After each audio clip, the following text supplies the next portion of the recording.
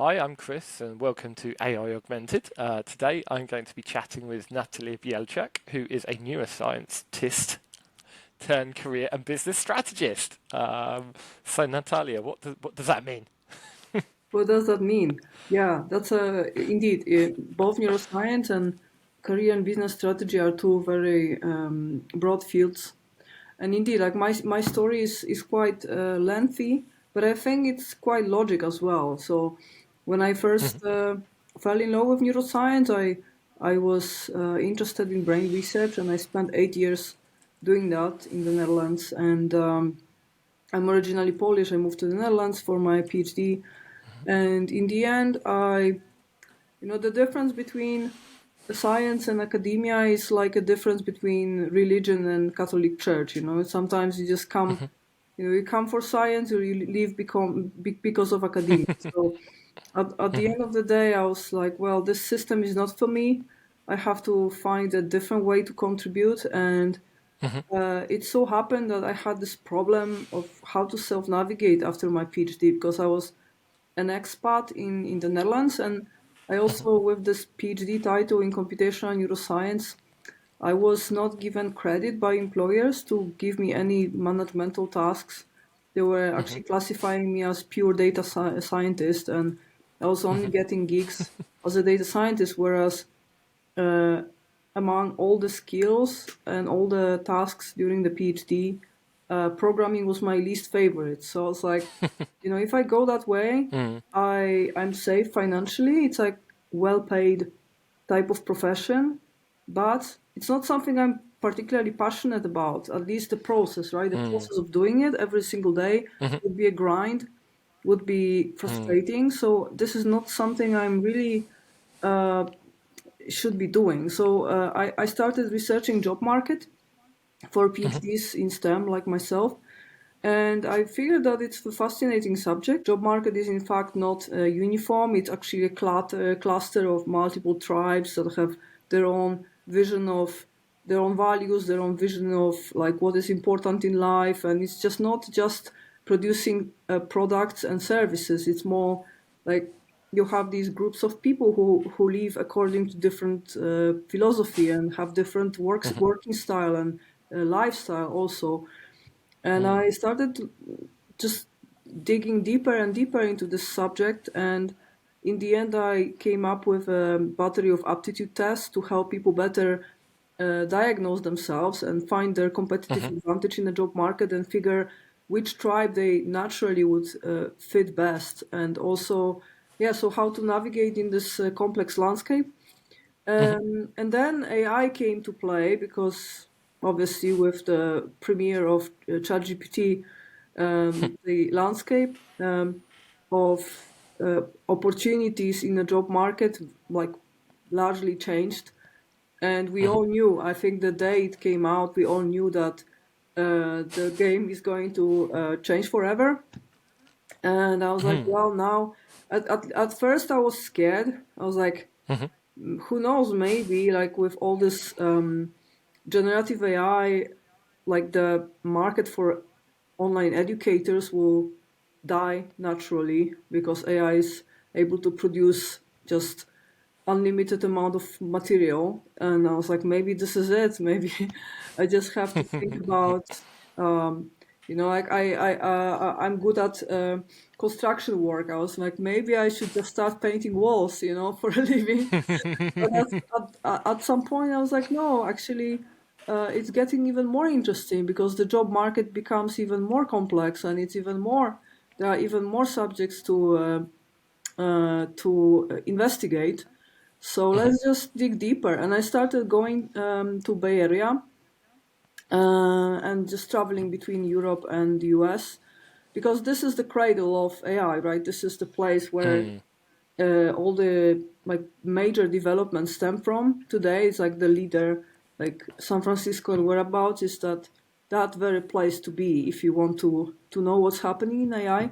And I felt it's good for me as a person, for my journey as an entrepreneur, and especially like solopreneur. I have to know all the aspects of business to make it work. And I'm also a bootstrapping solopreneur, so I have to really be a full-fledged, like well-rounded entrepreneur to make it happen. So I thought for my business mind, this is the best place to be, but also for what I do, what I actually offer, this is the best source of information, because I don't want to be yet another career advisor that will tell you do what you love, right? Like I want to be the best source of information. So being up to date with what's happening and being in the circles in Bay Area actually really helps to stay up on top of things. And that's pretty much it. So it was kind of logic story in the end. And today I'm also like, still using my knowledge from my PhD. So in the aptitude tests I built, I used machine learning tools I learned during my PhD, and also like when I teach, I know how human brain works and how memory works. So I use that knowledge to construct the training so that people better remember, better associate things, and so I use it in some implicit way. It's just that I don't work as a full-time neuroscientist anymore. That's it. That's the story. Well, that's it. I think neuroscience is one of those things, like you said, it's about as broad as it gets. It's a bit like kind of psychology. It impacts every aspect of your life, Right, right, or right. another way to put it is every minute of your waking day is impacted by it. So I think as a foundation, it's a fantastic place to start. Very interested in like, so how would you define computational neuroscience in terms of what you've got your PhD in? Computational means quantitative, right? So this is a way of modeling the brain as a cluster of networks and analyzing the architecture of networks and analyzing what are the structural and functional differences between brain networks in health and disease to better understand what makes us different. And for instance, how ADHD or autistic brains or all the other like neuro diverse brains differ from neurotypical, and how we can potentially help and design new therapies. But I was on that theoretical side. So I was more like just sitting behind a computer and just running my models and trying to come up with new, better ways of analyzing data.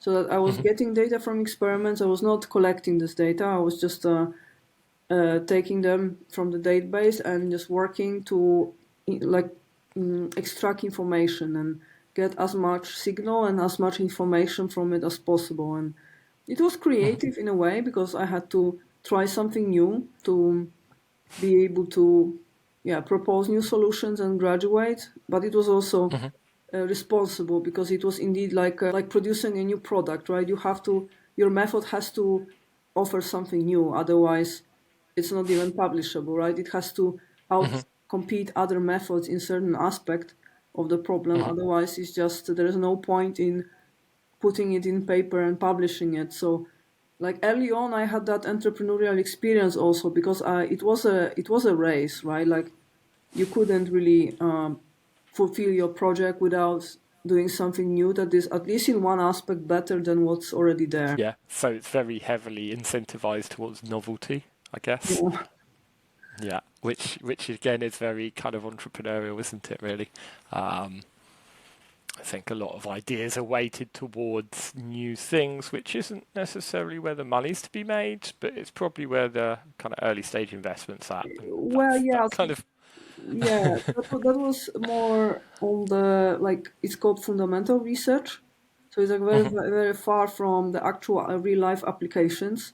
And in some ways, it also depends on your mindset. If you're a type of a philosopher who thinks likes to think about systems and like general problems and just likes to think about things, right, without really necessity to see the beneficiary of your work, like face to face, then it's a good subject. But then for me, that was at some point also became frustrating that I really want to see the beneficiary, meet the beneficiary. Now, when I create like educational materials and teach, then this obviously happens very often, and that's much more like suited for my mentality and my personality. So it's really in academia, and also academia is broad and neuroscience is broad. So you can also find a branch of neuroscience, like many branches of neuroscience, where you have that contact with beneficiaries. But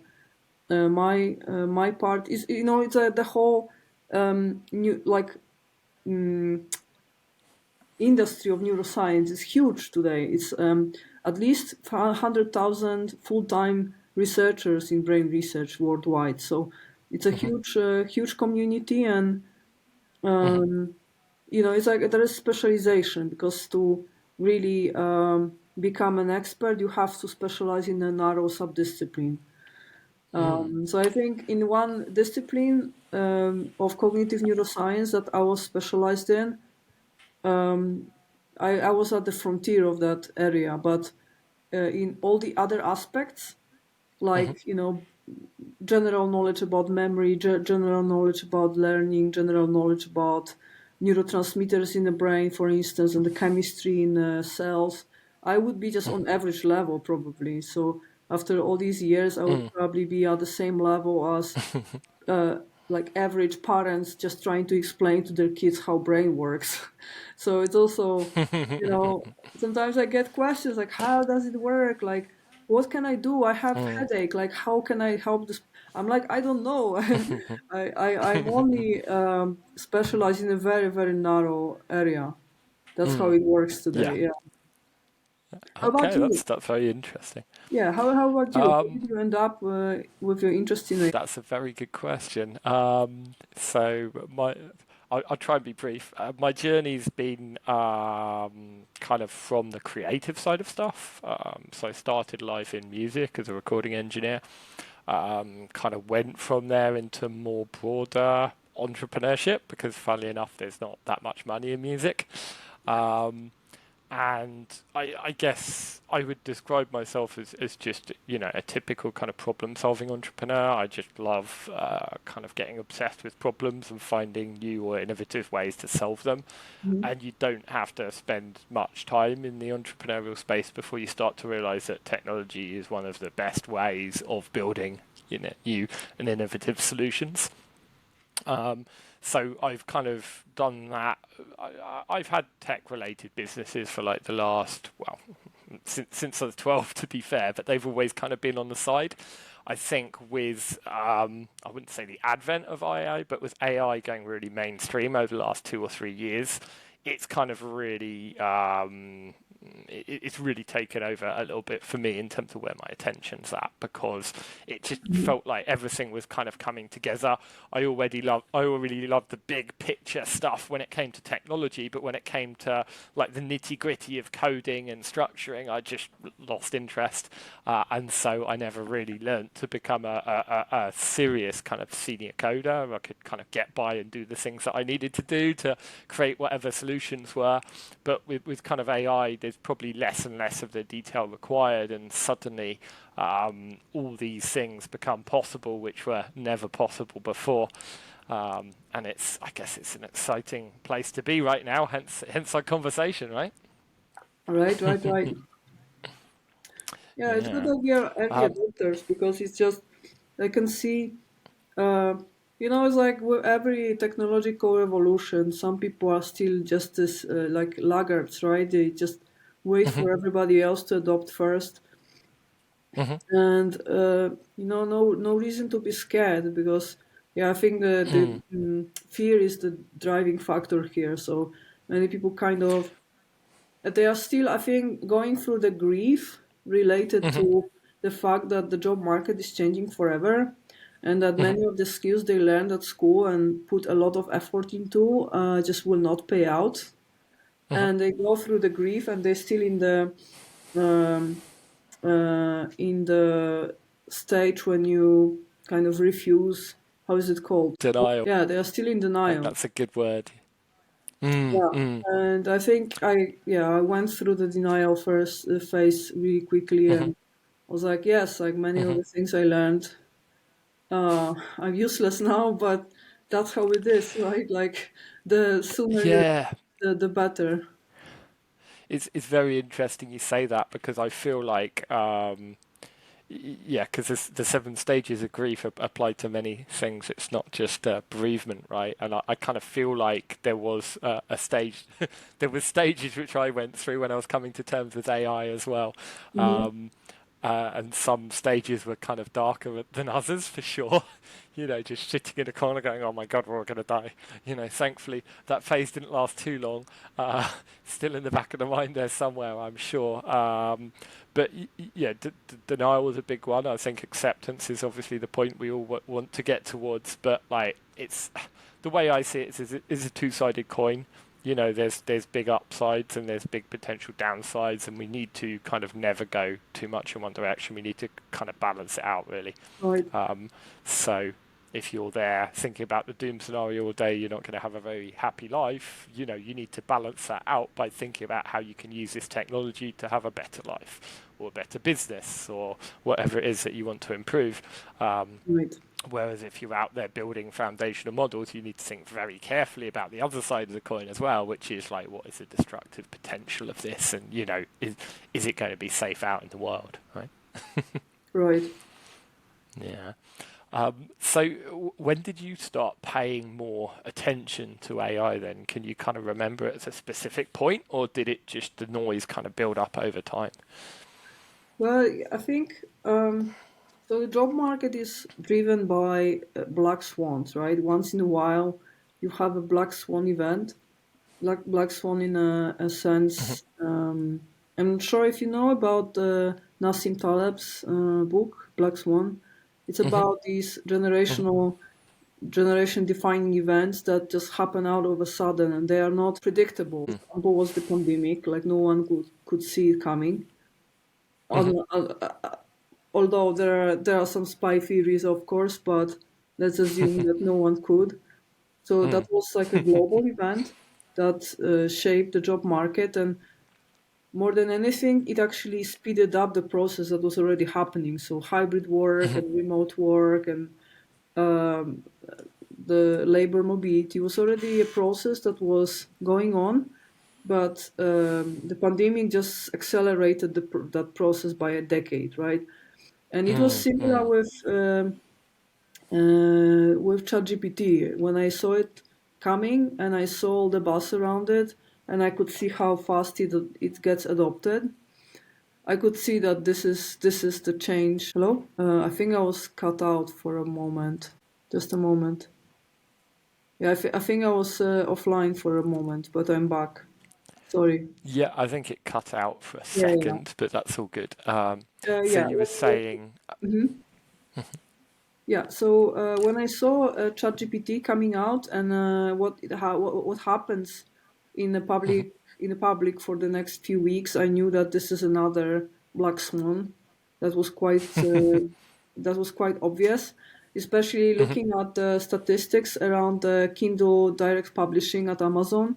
Like you could see that there was a spike in the December of 2022, and all of a sudden, like the amount of ebooks being published like skyrocketed, and that was clear, clear, like the clear indication that this technology is immediately influencing the job market, and much faster than we would anticipate, and maybe much faster than we would even wish. And that also like made me think a lot, because I went through a few technological like pseudo revolutions like blockchain before, and I could see how this like differs. So in time, like in case of blockchain, I had a feeling that the blockchain creators and the creators of all these projects try to just basically push their solutions down our throats, like use it, use it, use it, and no one was really willing to use it. And in this case, it's the opposite. Actually, the governments and people also are afraid of the speed of that adoption. So adoption is so quick, we actually worry about not how to start adopting it, but why is it so quick and how to potentially slow down adoption. So I was like, this is so different, and this is like AI is here to stay, and this is nothing we could ever like. We will never like return to the times before ChatGPT, and this is yeah, this is obviously like world changing and life changing development. So it was obvious, pretty obvious from the beginning. Yeah. Yeah, I think so. It's just, I mean, you could talk about the Turing test all day long, but I think for most of us, when we first had a meaningful conversation with ChatGPT, the penny dropped just straight away. It's like, whoa, if it can do this now, and then what's it going to be able to do shortly? And I think even as it was coming out, there was a lot of talk about, well, it's only using GPT-3, 3.5, and 4's around the corner, and that's meant to be umpteen times better. And so that's it. I think even as it was being released, we were all quite aware that like this is about to get a lot better very soon as well. Right. So how have you adapted? Like, how do you use AI on a kind of day-to-day basis? Then, if I can get specific. Right. Yeah. So first of all, I'm trying not to get lazy. So, like, because obviously, like my first impulse was to just use AI as my representative anywhere I can.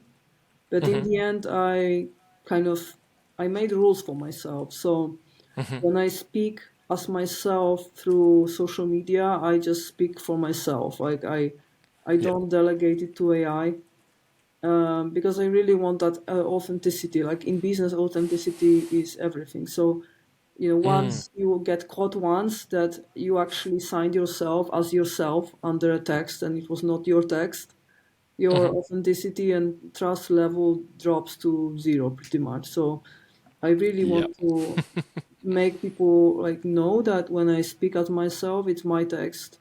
So that's my rule. Mm. Other than that, well, I semi-automate some processes. Obviously, like some of my subcontractors, they use AI heavily for coding or for instance, for video editing and for graphic design. But that's well, like, but it always has to be rational. So like as long as it's rational and for instance doesn't produce something that looks very vague or it's clear that it's AI generated, we don't want that. So sometimes it's better to take more time but still produce content that this doesn't give you that eerie sense of fakeness, right? So um, AI is used only when it can speed up the process without losing authenticity. So that's one. I track what's happening in AI. I test new apps, but I'm trying to be reasonable and rational with it because I would compare it to internet revolution. Like when we first started using internet, well, we were probably like, I don't know about you, but I was not crazy about trying every single browser, every single new app, I was just like trying to find what I need once I need it, right? And I even today I'm not comparing all the parameters or of all the browsers, all the plugins, all the apps like that I'm using. It's just as long as something is popular enough that I can communicate about it, or something is just good enough that fulfills the purpose, is good enough. And I'm just not spending because you could spend like you could work full time just trying to track whatever comes next, and it just doesn't make sense. It's better to just learn the popular tools that are established as good ones and learn them well enough so that you're functional and go on, right? And do your actual work. So I'm treating AI the same way. So I'm whatever like I hear about often enough that it becomes of interest, I try, but not after one recommendation because otherwise I would do nothing else. Just try to. It's just it's another bubble, right? You cannot just get yourself like sucked in because you will become obsessed and you will literally lose a lot of mental health and do nothing else but try to be on top of things. It's just impossible. When you look at this website, there's AI for that. There are already over 13,000 or so projects offering AI software. So it's just, you can't, and there are like hundreds coming every day. So it's just impossible to track. So, for instance, like recently, tried the pro version of Perplexity, but only after I heard about it maybe 50 times from people Mm. who are credible. And so this is my way of doing things. I'm not at the very very forefront. I'm just waiting. I'm in early majority, I would say. How about you? Yeah. Yeah, no, I think it's really, really interesting thinking about AI in terms of timing. And I think we met when I was out in San Francisco for a kind of, I called it like a timing break. You know, I Right. wanted to go out there and understand where the timing was on the market. Where are we sat right now? And I mean, obviously, done a hell of a lot from that. I think one of the key things is that the risks are taken at the bleeding and the cutting edge, you know, and that's not really where you want to be. You know, you don't want to be spending $1 billion creating a foundation model for the 99.99999% of the population anyway, right? Yeah.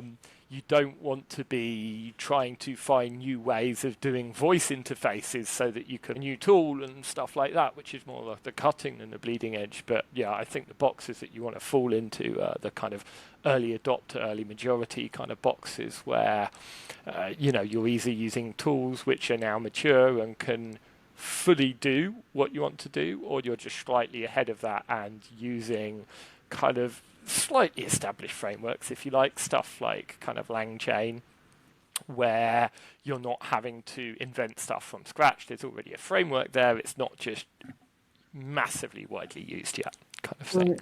Um, Right. yeah, Right. so I think it becomes more difficult the less technical you are, because it's like, where should I sit in that curve? And ultimately that's kind of where this podcast is about. You know, AI augmented is about how can we use AI to actually create value in our lives rather than just go, oh, there's a cool new capability here. Yeah. If I can have one piece of advice, if you are non-technical, just listening to this interview, if you're non-technical, you're not all that hooked on AI, and you don't feel like up to date, and you would like to try AI at work, then AI is meant to replace tasks, not jobs. So the best Mm. way to approach it is to think about, okay, what is my job composed of? What kind of tasks? And just list them.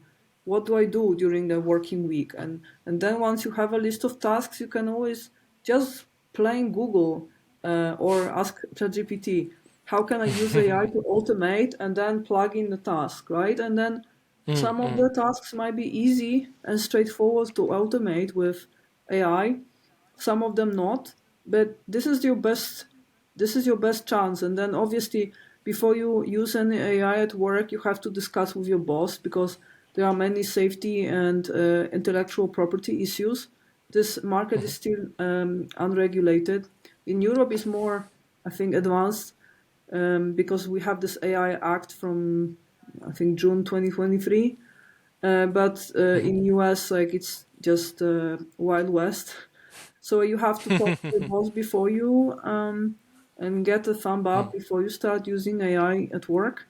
But this is probably your best possible, like, try. Yeah, yeah, it's not jumping on the latest and greatest of whatever has come out. It's Yeah, looking at you know, what you're actually doing and how to solve a problem, and that that probably summarizes nicely what we've been talking about for kind of 10 minutes, which started with Web3, which is that you know, I never quite understood Web3 in the short run. Like, I understood that these are useful technologies which in the long run will become the kind of infrastructure and piping of the internet, but I never quite understood why that was going to water down into kind of short-term gains, you know, particularly with things like kind of crypto and NFTs, where it's like, okay, the it felt like one of those things where the excitement was about the capability, but we hadn't really found the problem solution fit yet for it, if that makes sense. yeah, Um, And a lot of people then draw parallels with AI because a lot of the excitement is about capabilities. Oh, wow, look, this is amazing. I can type one sentence and get a 60-second video now, right, with the latest models coming out from OpenAI. And so, of course, you can see the parallels. It's like, well, that's really cool, but I don't need 60-second videos. That's fine. So like people are drawing parallels between it, but at the end of the day, it's very different things because the difference with AI is there's a hell of a lot of problems that you can solve in the here and now. Mhm. But I think the consistent thing which I've been seeing is that even the people who create the foundation models don't fully understand the capabilities themselves or what they can be used for, right? So you've kind of got this, again, it's kind of why the reasons the podcast is here. You've got this massive gap between, hey, there's this crazy technology which can do amazing things, and like normal people going, okay, how do we actually use this to, make our life better or more efficient or improve the way I do this or Right, spend right, less right. time doing X, Yeah, you but know? that's why, exactly, that's why you should think the other way around. Like, what do I do? What do I need? And look Mhm. for AI for that instead of just saying, oh, yeah, this is cool. Like, let's try to find a problem to use it for. It's Yeah. I know, And and it's, with blockchains, I think the ideas behind Web3 were like noble, like the concepts. So the mhm, idea, like the overarching idea, was to give the internet back to people because mm, the Web 2 started when all these big platforms were built, like Facebook, LinkedIn, etc.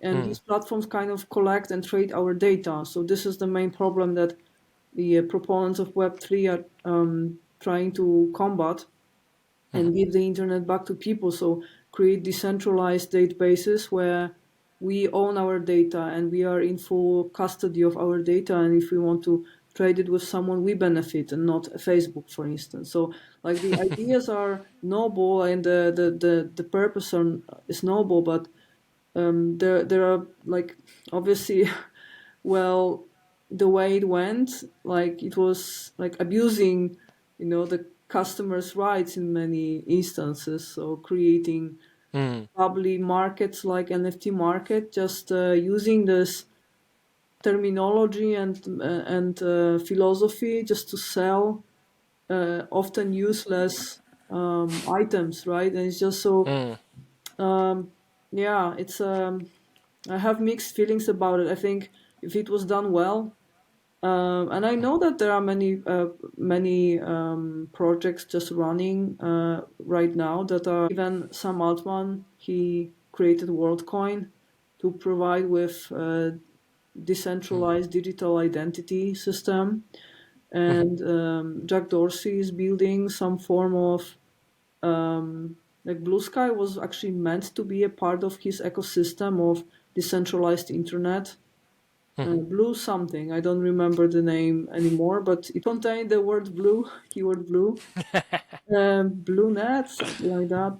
Anyways, Mhm, so there are some reputable people who actually believe in Web3 and build some ecosystem, mm, but so far we don't see anything that would stand out as something that kind of won people's hearts so that they want to move to from these big platforms to this like new Web3 world. Yeah, so yeah, it's kind of almost like the technology's there, but it's missing that kind of killer application which takes it to the masses. yes. And with AI, we clearly believe that it's going to be much less time for that to actually happen. Mhm. I mean, I guess it depends whether you believe that ChatGPT is the killer application that brings it to the masses or not. I suspect probably not personally, but I don't know what you think about that. Bring AI to the masses or bring Web3 to. Yeah, yeah, AI, yeah. Yeah, I think so. I mean, Mhm. the outburst of interest in AI started after the premiere of GPT. So absolutely, Mm, that was mm, the game changer. Yeah. Well, mm. and also DAL-E, that was like few months before. So I think DAL-E Yep. was actually the first product from OpenAI that like drew attention like worldwide. And then a few months later, ChatGPT. The thing is, I think ChatGPT is almost too broad to kind of end up being that killer app, because I think what happens for a lot of people is they kind of log on, they put in some questions and go, "Oh, that's really good," and then get it to write a poem and then just kind of forget about it because it's so broad and you can do anything with it. Just like, oh, that's cool. It comes back to that kind of capabilities versus like problem solution fit. It feels like there needs to be something which is solving a very real problem with AI in a really kind of spectacular way for people to really understand, oh, wait, hang on. This is all about to change, isn't it? Yeah, actually, I know of many projects that use GPT-based personas. So they create Hmm. a character that has Mm. personality, knowledge, skill set, and they build think tanks or just expert groups Hmm. consisting of multiple personas that analyze problems from multiple angles and argue with Hmm. each other. And then it's like having a digital team of, let's say, marketing Mm. experts or even whatever you want, any business intelligence related experts. So they could, in principle, even replace some of the people on your team. And basically you start a subject, you give them a problem to analyze, and they literally have a board meeting where they discuss with each other. And there are, Mm.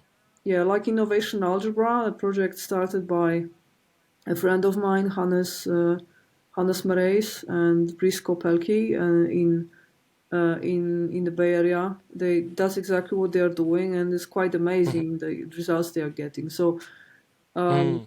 yeah, these like you can utilize GPT to pretty much have your work done and so much more, right? Because it doesn't even represent Mm. one person, but you can get a think tank of arbitrary number of experts from it. Yeah, and I think that's one of the reasons why we're going to see the pace of change so quickly, Hmm. because we know that much as the foundation models, it's like, yes, they're going to get better, faster, more data, more efficient, all these kind of things.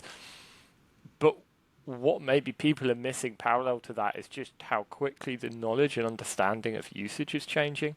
Um, because things like, if you take something like a kind of chain of thought reasoning, so there's no real technological kind of breakthrough behind it. It's just this kind of concept of like, well, rather than just put something in, why don't we structure a conversation in this way? you know, and you suddenly go away and get way better results than you were doing before.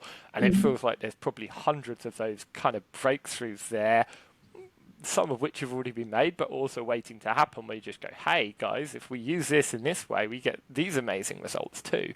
Um, and like, that's never really existed before, because normally idea to implementation is a very, very long process with many things to kind of get in your way and stop it happening. Whereas, nowadays you can do things so quickly with really spectacular capabilities. Right. Well, I also think Mm. that yeah, GPT. I mean, it's makes. I think it's just a tool that gives hardworking people even more power to do their projects. Like Hmm. bootstrappers like myself, if you learn to use AI, you don't even need investment at the start anymore to actually produce something.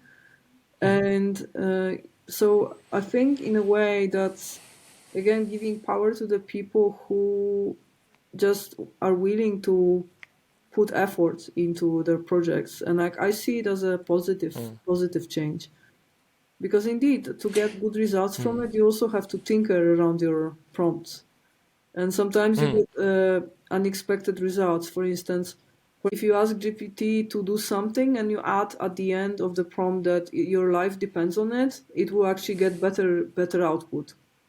Like it's really, sometimes it reacts like a human being. Yeah, and that probably brings me to one of my favorite points about AI, which is that, for me at least, like, it has.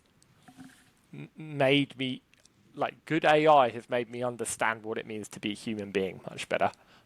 Particularly with regards to communication, because what I thought was very clear before, and maybe you say something unclearly to a person and they don't quite get it, and you're just like, well, they didn't hear me properly, or it's their fault basically. But if you do that to AI, you've got no one to blame but yourself. So for me, I think communication I've learned an awful lot from. But there's kind of also another side to it as well. Is that no one seems to be talking about the fact that by and you can't call it pure statistics, but by almost kind of statistical probability, we're able to create something which very much passes off as intelligence. And what impact does that have on our understanding of human intelligence? Are we just massive calculators in our head? And what impact does that have on free will? There's so much to unpack around that, which I don't think people are really talking about. Well, so in principle, our brains are probabilistic. It's like when the electric signal passes from one neuron to another at the synapse, it's quantum processes that take part, because it's just single molecules that pass by and either bind to the other side of the synapse or not. It's just binary, and it's just like a toss of a coin, and you. So sometimes the signal will pass, sometimes not. It's in the end the outcome is binary, but it's dependent on probability of binding. So in fact, our brains are probabilistic, and the architecture. So in neural nets built on a computer, they would not be probabilistic unless we deliberately hit the tempo by ourselves, right? Because in principle, there is no reason to have noise. Like if you have equations that basically describe how the different layers of the model basically pass the signal from the upper layers, but we deliberately inject that probabilities, so injected noise, to make that architecture react more like a human brain, because that increases creativity, right? That allows for more unpredictable outcome. So the same stimulus at the onset might result in different reactions from the network, and that's exactly what happens to human brain as well. So these two relate to each other. The only difference is that in neural networks we kind of choose to introduce noise, and in the human brain we don't really have a choice. This is how the way it's made. So indeed, we kind of deliberately model networks underlying LLMs to have properties of a human brain. So this is a brain-informed architecture. And if you It, ask me, so that was also like one of the assumptions behind computational neuroscience, is that you can model a brain as a form of a complex network. And that's basically what we were doing. We were putting like together neural networks to model human brain, and then we were investigating their global properties like graph analysis and we were looking for certain patterns that would tell the difference between a healthy brain and neurodiverse brain, like neurotypical versus neurodiverse. But in general, like computational neuroscience would not be possible as a discipline if we didn't assume that we can make a parallel between human brain and a computer. and in human terms, is the kind of noise where consciousness comes in? Is that the kind of thing which throws a spanner into the works to say we're not going to be, entirely predictable in terms of our outputs? Or Consciousness is not my thing really. I mean, I when I was first going into neuroscience, I was fascinated by the concept of consciousness, but in the end, there was so little knowledge it was all based on speculation. And I think until today, Mm. no one really knows what consciousness comes from. I can just tell you what my opinion is. So my subjective opinion is that it's a function of the size of the system. So if you, because brains, like they were like evolution was just going like kind of bringing us all the way from monkey brains and then even before. So the brains like evolution preferred brains that were bigger and more complex, right, with more folded Mm. cortex. So Mm-hmm. the bigger the brain, the more conscious we were becoming, right? So, and the humans have the best connected brain in in nature. So the connectivity and the richness of the network in the brain and the number of neurons is the main determinants. So the more complex system with more neurons, more layers, more connections, the higher the level of consciousness. That's my feeling, because the Mm-hmm. computational capacity grows um, Mm. as like a square of the number of neurons, right? Because the number Mm. of connections grows faster than the number of cells. So that's why I think that with LLMs growing and growing and growing, and with the increasing number of parameters, there is no reason why we would not achieve some form of general intelligence, because Mm-hmm. that's exactly how evolution brought us to where we are. So Mm. I think AGI is kind of expected to happen at some point. Yeah, the only thing I'd add is that there's probably some separation between the intelligence and the consciousness. I mean, certainly in humans, the kind of two go together. With AI, we don't really know, and it's, I think it's something that actually a lot of the time we avoid talking about is Hmm. consciousness and AI, because we just go, well, we don't know, and it's a bit uncomfortable, so let's kind of leave, leave that one out, kind of thing, because actually, particularly a lot of the kind of doom scenarios don't really rely on consciousness at all. They just rely on the fact that there's very strong capabilities which anyone can wield, and you Hmm. know, yeah, that's a very difficult one. But it's interesting to see your kind of viewpoint on AI and consciousness. I think I myself had kind of buried that to the back of my mind, because it's like, well, it's not, it's not fundamental in terms of some of the potential risks which it could get us there. But obviously, in terms of the way things turn out, well, if AI suddenly turned conscious, that would change a lot of things, I'm sure. Yeah, it would change a lot of things, but it would still. I think that. Oh, do you see me well? Because okay, Yes, yeah, so I think it's popped back sorry. now. So I think that would change a lot, but I think unless AI gets its own agenda in some way, shape, or form, Hmm. it's Mm. still a computer in a box. Even if it is conscious of itself, then it doesn't mean that it has the survival instinct. I think these are two different things, Mm. because our Yeah. mortal nature makes us Mm. scared of death and acting, Mm. on behalf of our survival. And a computer in a box might just not have it. I don't, I'm Mm. not sure. I don't have a clear answer to that question. If AGI would mean that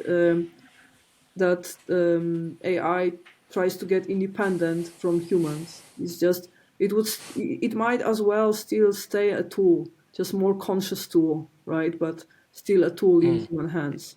So I'm not sure if AI would ever become like dangerous to human species in any way.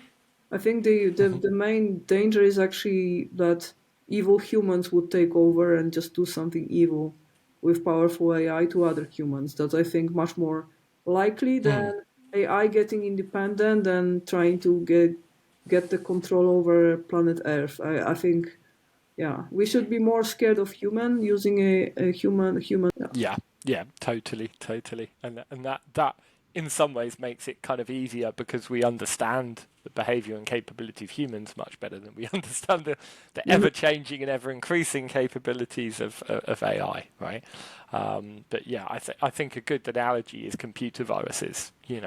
at the end of the day, programming languages are agnostic. They're neither good nor bad. You just do what you want with them. But, people can create amazing things like, social networks or applications and all kinds of other things, and they can also create viruses which are like slightly annoying for most of the time, and can be somewhat worse other times. But if that virus had the capability to set your laptop on fire, and Mhm. or to switch off all the power in London, or any of these kind of things, then actually we take viruses a lot more seriously, I guess. And that's kind of where we're heading really with AI, is that the capabilities are so huge that the misuse potential also it scales exponentially, right? Right.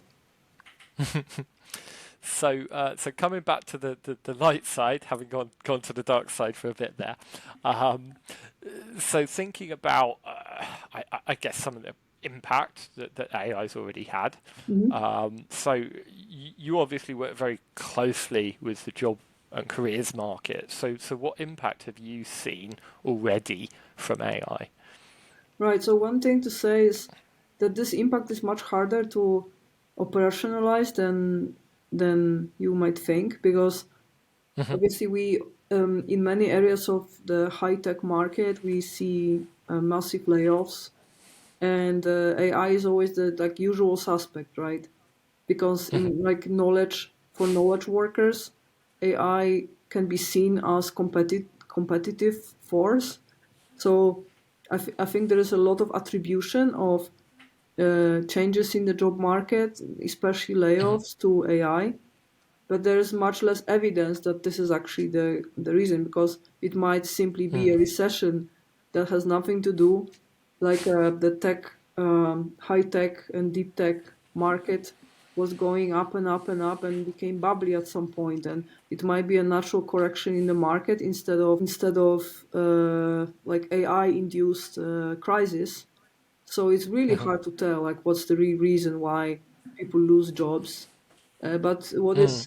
what is for sure happening is that AI causes that more senior workers can often incorporate tasks that would otherwise be given to junior workers, like decreasing number of junior positions in data science, in data engineering, in all kind of in software engineering, in all kind of tech jobs, which creates that gap that for the fresh graduates who are finishing universities, trying to find their first jobs, or for those who are thinking of a career change and want to start over in a new discipline, they have the hardest time, because even if the number of jobs in itself doesn't drop, then usually what employers expect, it's like the expectations are like going higher. So they expect that Hmm.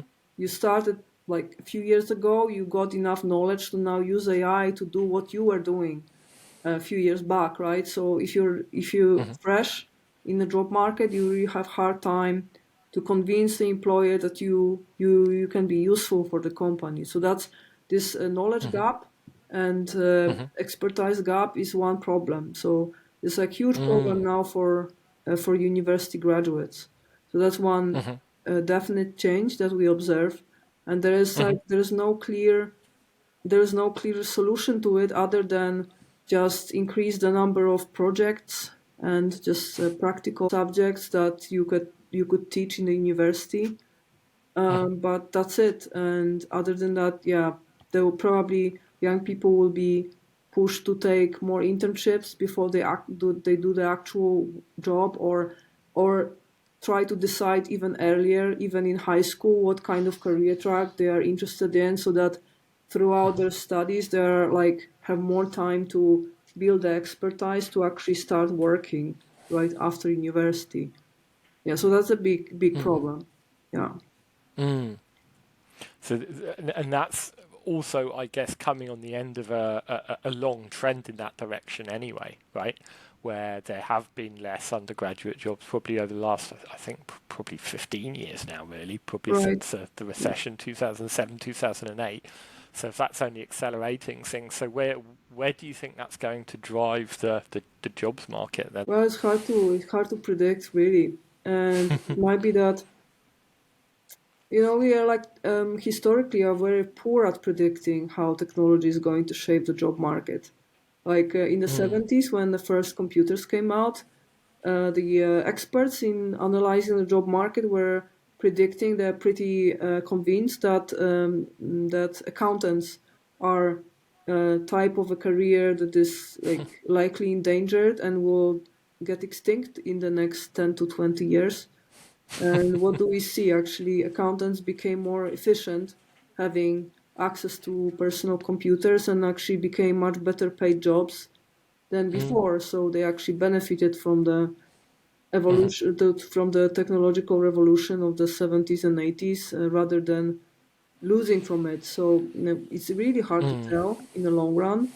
It mhm, might be that in the long run we have less demand for software engineering jobs, or we could in some ways have more demand. It's just because there will be new types of services unlocked in the job market that don't exist yet, right? So it's really hard to mhm, tell. And I think one thing is,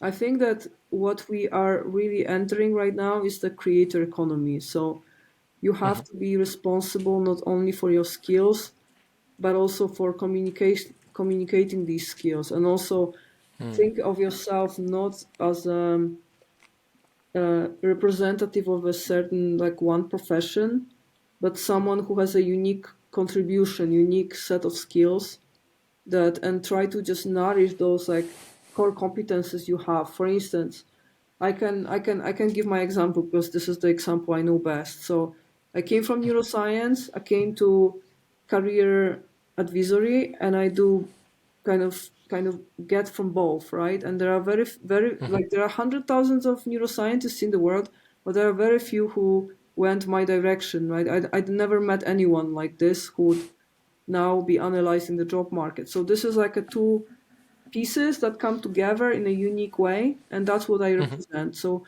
what I would mhm, and I communicate that as well very like openly. So what I would suggest would be, okay, list what you are really passionate about, what you can do, what your expertise is. Try to find some unique combinations, and then just be on the like unique edge of a few fields, because this is where what can make you special. And I think in the future we will all, instead of having certain professions, we just represent like a unique. We will be unique mosaics of skills. So don't think of yourself mm, as I am a scientist, or I am a content creator, I am a developer. Just think of yourself, well, I'm Natalia, I'm Chris, and this is all the things I can do. This is what I'm best at, and this is like this unique patchwork mm, that only I represent. So this is something I mm, think quite generic that I can pretty much like give that advice to anyone, mhm, because I think the more unique you are in the global economy, people will find you, right? So the more unique mm. you are, the more safe you are in the job market. Yeah, and it seems to kind of underpin bigger changes, really, because if we think about what you're saying about senior people being able to incorporate more and more of the kind of lower level work into their jobs through supervision, Hmm. then it probably means that we're going to end up with a lot more companies, right?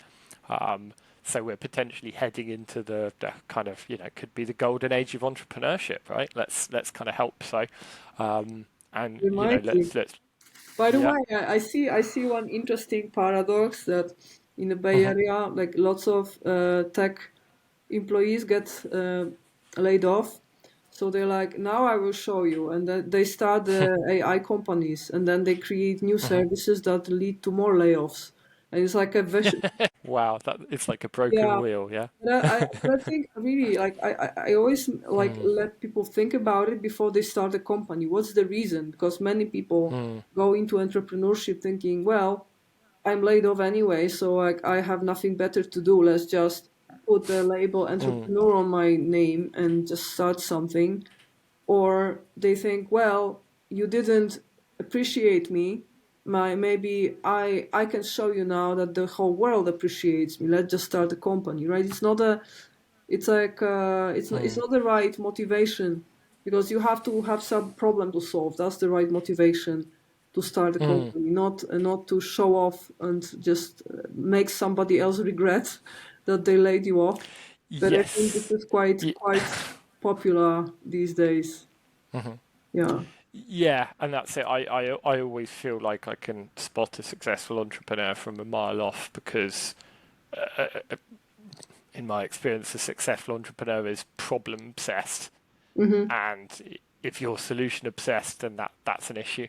Right. And I tend to see lots of people go into it solution obsessed. It's like, oh, I've got this great idea and it's going to be amazing, or I want to do this and it's going to solve everyone's problems. And it's the people who are obsessed with the problems who therefore have the plasticity to go, oh, maybe it needs to be slightly different, or I need to pivot this to a different market, or that kind of thing. That for me tends to be the people who are kind of successful. So I think taking that mindset into things is very important, because if you're just like, well, I've got these capabilities, therefore I can deliver X a solution, that for me isn't the recipe for entrepreneurial success, as Right. we've seen from Web3, for instance, like we were talking about earlier. Right. But it's very interesting because like I've spent a lot, and I mean a lot of time thinking about how you need to be successful when you don't know what the world's going to look like. How can you know and understand what you're going to need to do in an unknown world, right? It is very difficult. Could talk for this about hours, and I'm sure I will a different day. But what I wanted to highlight is in essence what you're saying about careers is exactly the same way that I think about businesses, is that it's not what you're doing, it's the capabilities that you have. Yeah. And for me, and the way that I see things with AI, then in essence, it's there's three capabilities which are key for me. So it's the ability to build, the ability to learn, and the ability to sell. And I don't see why that would be any different for an individual. You could talk about building. It's like, well, we're not talking about SaaS platforms here. We're saying, well, if you normally sit down and do a spreadsheet every week to work out what you spent on X, Y, Z, it's going, well, I could use AI to do it using X, Y, Z, right? So we don't have to be building the next, Google search in order to be building, right? Right. The learning's super important because we know new stuff is coming all the time. And at some point, I kind of realized what happens when we commoditize software. What happens when the AI is so good that I just go, I've got a new business. I need an accounting solution. Take care of it for me. And it all happens in the background without knowing. What happens when software is commoditized? Well, we know about commoditized market. It's the person who's best at selling who Mm-hmm. sells the most, isn't it? I You also know. have to say that the speed of adoption of AI in business is like slower than I would expect. Like I just track Mhm. what prospecting, like the prospects I get onto Mhm. my company account, email account. So like, Yep. service providers, content creators, video editors, like all kind of people uh, write to me proposing their services. Most of the emails I get, like 95%, are full of typos, like badly formatted. Like I'm like, Mhm. didn't you hear of GPT? Like it could do so much better than you just did. Like it's been there for over a year, and you just like so they don't even try to make it perfect. They just go with numbers. If I send 10,000 of those, maybe somebody will respond, right? But they don't optimize using AI. And I'm like, why? Like, if you take all the efforts to actually find leads, why wouldn't you at least write a decent, like, sales email with GPT, right? So I don't see that. And I thought that, especially in B2B, there would be fast progress. But I think it's much less common to like people like listening about AI, talking about AI, mind wondering what will happen next, but not many people actually take action and try it and actually apply it. even to business. Yeah, which for me is just shocking because there's just so many ways that you can use it to kind of enhance what you're doing, and like I pretty much don't do any knowledge task now without using the same structure. It's like what is the best practice process that I need to go to get to my outcome, and then using AI to structure and guide me through that. Right. It's still me thinking, it's still me making the decisions, but I'm using AI to enhance or augment everything that I'm doing along there. Yeah, so that actually I've considered more options, I've considered more perspectives, and ended up with a better outcome than if I hadn't, and usually in quicker time as well. Good for us. But yeah, Yeah. yeah, yeah, totally. But that's it. And it's relatively simple things to do. I mean, my background is in hospitality and particularly Airbnb property managers. So after lockdowns, we kind of expected the gates to be opened and everyone could come flooding back and traveling and getting out there, because that was my mindset. I was like, I'm Um, getting out the country the day lockdown ends, kind of thing, just to get out there and travel. But what we learned is that herd behavior doesn't work like that. mhm. Herd behavior never has floods, it always has trickles. So, even though it turned into a strong trickle, it really took a lot longer than anyone anticipated for that behavior to kind of change, because herd behavior does not change overnight, regardless of what happens. Right. And I think that was another way that AI has taught us a lot about what it means to be human. Yes. I'll think about it today when I take a walk, like evening walk in the city. You made me, you inspired me to think about it. What GPT Yeah, really taught me about humanity. Yeah. there's so many interesting things there, and I guess the thing that gets me is intelligence like consciousness. Is it a little bit of a red herring? Because if I can take the example of you, because you're the face that's in front of me right now. So if we have a conversation and you're saying things which are relevant, useful, valuable to me, then I attribute that to intelligence. Yeah. So I say this is an intelligent person that I'm talking to. Yeah. But how, when we have AI, which can do a similar thing, which we can interact with and give us useful, valuable communication back, Hmm. can we still attribute that to intelligence? Yeah. Basically, I don't think intelligence is what we thought it was, if you know what I mean. Right. It's complex question because GPT was like, and all the attention-based LLMs, these attention models that led to GPT and other LLMs, they were meant to just predict the next word given a sequence of previous words, right? This was the model. So that basically you build text this way. You sample from a very large database of human heritage, basically. So you can actually find this information is openly available. What kind of data was GPT based on? It was Wikipedia. It was all like it was a number of huge resources that were kind of a human heritage. So like all the reputable, also Forbes, Business Insider, things like that. Like so reputable sources of information, and and it was a huge amount of text that was relatively good quality. And then, like, given that, it's just pure arithmetic. Just this model is trying to predict the next word given a sequence of previous words, just given all that database. So it's just looking at the stats and just choosing the best pick.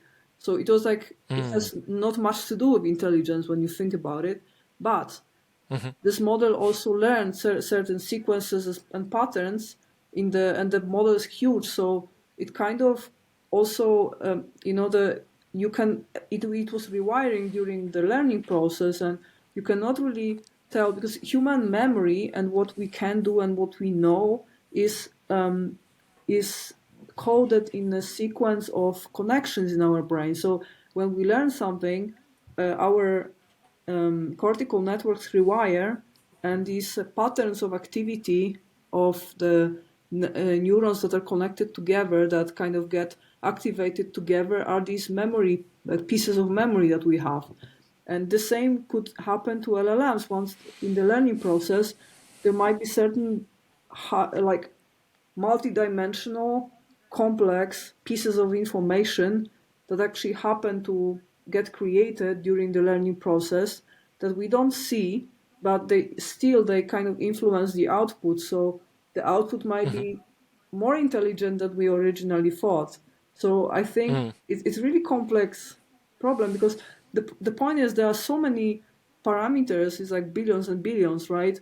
That not even people who code those LLMs know anymore what these complex patterns mean. So the model is learning something in the process of learning, but like we only see connections. We don't really understand these multidimensional complex patterns that emerge during the learning. And this is similar to training of a human brain. So I would say that what we get at the output might be much more intelligent than we originally planned it to be. Yeah. But this is again, this is a complex problem. Well, indeed, and it's that kind of feature of emergent qualities, which is very interesting as well. And I think again, we were talking earlier about OpenAI's new text to video model, and when you actually start thinking about that, you realize it's not just about. I know there's been a lot of talk about this, but it's not just about predicting the next pixel. In order to actually accurately create long form videos, you need to be able to model physics. You need to understand, a three-dimensional space and how different objects within that interact with different ways in terms of, gravity, movement, snow, water. There's just so much actual complexity which we wouldn't even think about, which goes into producing a video scheme. And clearly, all of these emergent capabilities are there if we can now, say, hey, create a video of a scarecrow walking down Market Street in San Francisco, right? And it can do that accurately. Yeah.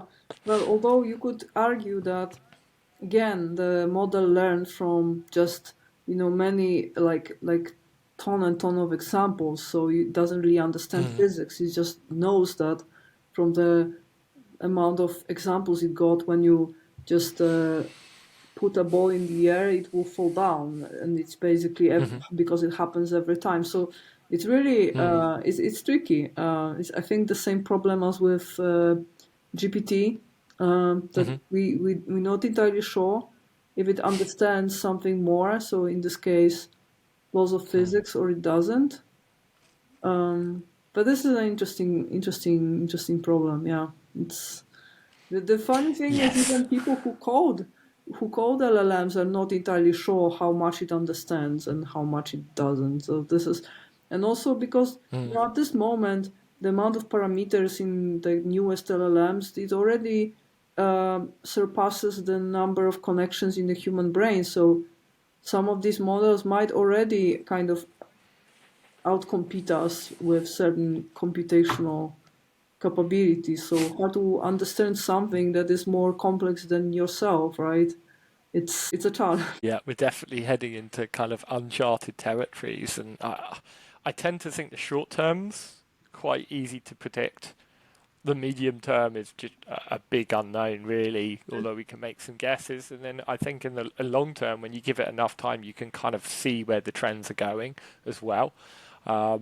So as we kind of slowly start to wrap up then, so if we think about where you think AI is going next, or maybe because we're talking very much about problem solution fit, which is really the key thing around AI. It's cool having capabilities, but what is this actually going to do in the real world? So where do you see the next big impact of AI? Well, I think we have to really think. I think the turning point already happened, and the next few years it will be just more and more amazing examples of the same models that already exist, but getting better and better.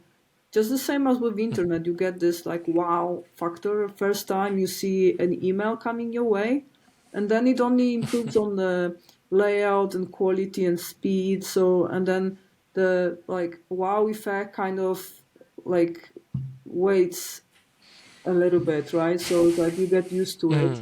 Mm, Even though like it's getting better and better, but I mean, it just becomes a part of your reality. And I think this is what's going to happen in the next few years. We'll just have more and more amazing examples of AI being used. But I also think that at the same time, I think people will still value human content and human contribution, and it will become, it's the same as with car industry, like the brands that are like most reliant on human labor, like Rolls-Royce, happen to be the most luxurious ones, right? So like a customer values handmade items more. It's just that like most of these like handmade items like luxury purses or luxury cars are just not like affordable for people, but they are like highest valued. And I think it will also be the case in many other areas of the market that like I mean the like for instance, yes, there will be AI coaches and therapists, but this will be a cheap solution for those who cannot afford a human coach or human therapist. And so I think it will democratize many services, but still human labor and especially centaurs, so humans supported by AI, will be still most valued. So I think, I mean, I had this like panic attack first time I saw ChatGPT, but now thinking about it, the way it changes job market is not as quick as I would anticipate. I think as long as you're really aware of what your strong points are, and again, what's a unique combination of your skills, and you can like vocalize and communicate it, and you nourish those skills and get better and better, I think you will be safe in the job market for as long as it takes for UBI to come. So in principle, you're not in danger at all. which is reassuring because, like you say, I think a lot of us had a very dark reaction when we first No, started to yeah. understand the capabilities we're talking about. So if we just fast forward then, because we've talked about kind of AGI and you can talk about ASI as well, superhuman intelligence. We know at some point AI is going to be better at literally everything that people do as jobs now. And it's hard to see there's going to be new jobs which we're still going to be better than AGI or ASI at. In the Well, same way that we're better, and of course it depends. As the intelligence gets better, then clearly that gap gets bigger. But if I was going to give a cheeky example, then horses are still on the evolutionary spectrum, and we, from an intelligence point of view, have surpassed them by so much that there is a tiny range of things which horses are better than humans at, like mhm. running fast or carrying heavy weights. But there's very very little which a horse can do better than us. It's a funny example, but when you think of intelligence like that, and also you integrate long-term robotics, everything, it's very hard to see that there's actually going to be things which humans can do better than AI from a utility point of view. So is that the way you see things as well? Do you think that we're basically, as a species, we're going to have to find new ways to kind of keep ourselves entertained other than just going to work? Or Well, so when you think about it, like computers and technologies already has already surpassed humans in multiple sports like chess years and years ago, and still we're still interested in who is the current like world master in chess, right? Even though that person could never win with the leading AI, leading AI that was already since at least 20 years, right? The Deep Blue by IBM was the first program that won against Garry Kasparov, and ever since, like, humans could never beat computers again, and nobody cares. Like, everyone knows Magnus Carlsen, the current world master in chess, but no one knows, like, almost no one knows what is the best program, right? The most powerful AI software out there. So many areas of economy, I think we still need human leaders.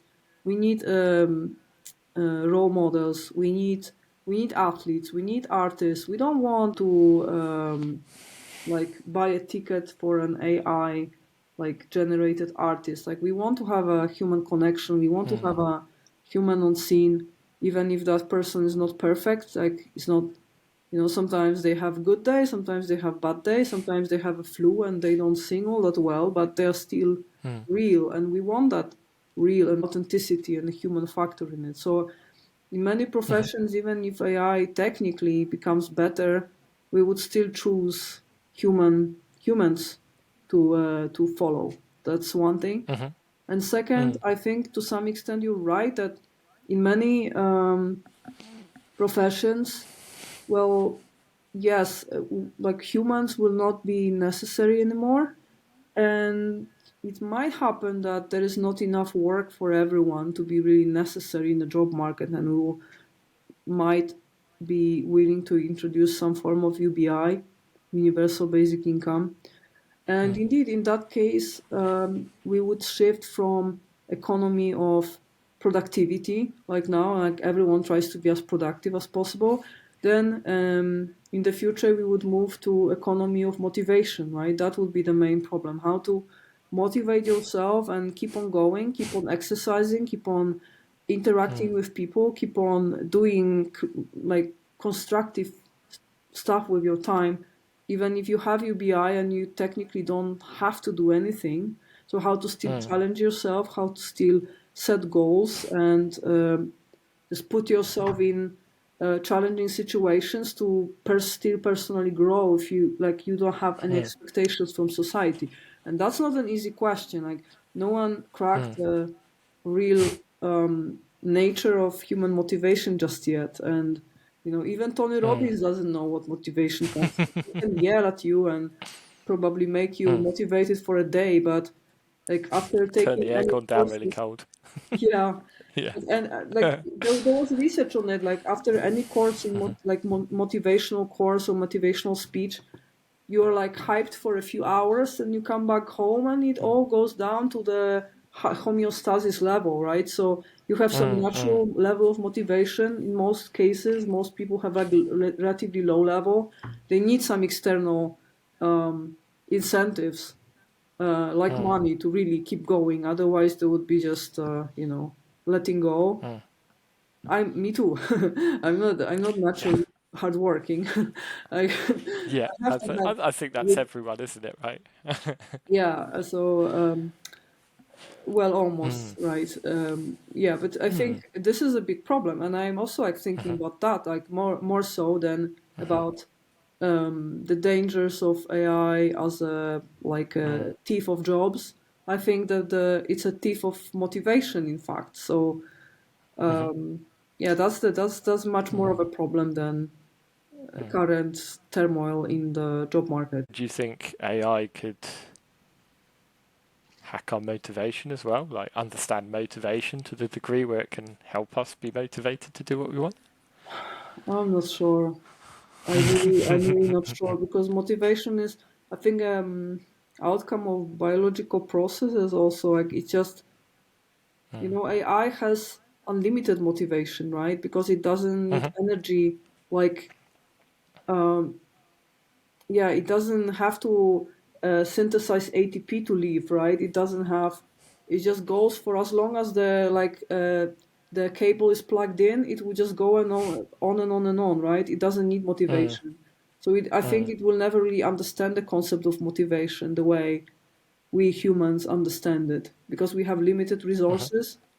and we have to have good reason to put our resources, like our mind power, into something. It's like we have optimization problem to solve, and our life is limited. And AI has a completely different reality. It will never, I think, fully understand this problem. So, but again, this is something. This is an open issue, and I don't have a solution I could share with you because no one really knows for sure why some people like are born motivated and some people are not, and how to maintain motivation in situation when you live in a golden cage and you have everything. So that's, yeah, that's a big Yeah, well, that's issue. it. We struggle enough with it motivation now, let alone in the golden age scenario, don't we? Right. So, yeah, right. um, so, final question then. So, what do you think people need to do in order to thrive in the kind of age of AI, really, which we're heading into right now? Right. I think one thing is, first of all, like, don't lose your like posture, like don't panic because it's just another revolution, like the internet revolution. Like, we will adapt, and you don't have to be like on the front line of the technological revolution. It's just adapting by just incorporating tiny bits of AI into your work whenever there's something that is repetitive and you think maybe this could be automatized, and then trying to find a solution for it. That's more than enough. That's and just really learning slowly. It will be like, I think AI for most of our for most of us, AI will just seamlessly get incorporated in our lives. It's already happening in the kind of back end of our lives, right? Like, applications we use have more and more AI on the back end and get more intelligent. So it's a I wouldn't be as concerned. And again, this is like, now we don't have like fixed professions over a lifetime like our parents used to and our grandparents. It's more like we represent a unique set of values and skills, so that we have to be very self-conscious and also treat our skills and also our contacts, our network, as assets. Like, we have financial assets, so we have the material assets we own, and we have also a portfolio of skills and maybe professional certificates that we have to slowly expand and observe the market and see where the market goes and like follow accordingly with the demand. And we have a portfolio of network um, contacts, like personal contacts, that we also have to develop, because network magnitudes your skills, right? You cannot sell your skills without having network. You cannot benefit from your network from having any skills to sell them, right? So it's kind of two intertwined, like portfolios of assets that you have, and you have to work on both. So it's a strategic game. It's more like a game of chess right now than like building and climbing the ladder as our parents used to. So be Yeah. strategic. Think about, like, always about the a big landscape that you have, like, in your field or even the whole job market. Try to open doors and just take care of, like, just on a regular basis, just take a look at an overview of your skills and of your personal contacts. Maybe work on them a little bit, just activate them sometimes, and and also try to create inflection points. So go to places where you can meet interesting people, exchange ideas. Just don't wait for opportunities to come your way. Just try to create opportunities by yourself, by going to meetups, meeting interesting people. Just put active effort into uh, creating inflection points for yourself. Yeah, Amazing. Thank you. yeah, Yeah, that's thank you, it. Natalie, for joining Easy, right? us today. Easy, yeah. Well, that's it. We're all working on it, aren't we? So, yeah, no, thank you so much for joining us today. Thank you so much for And the I invitation, will, Chris. yeah, of course. I will make sure the your links are in the show notes below. So if anyone wants to get in touch, they can reach out to you. Thank you so much. Okay, sure. If there are any follow-up questions, You can always find me on LinkedIn. And thank you so much, Chris. Very nice talking to you today. Bye. Thank you, Natalia.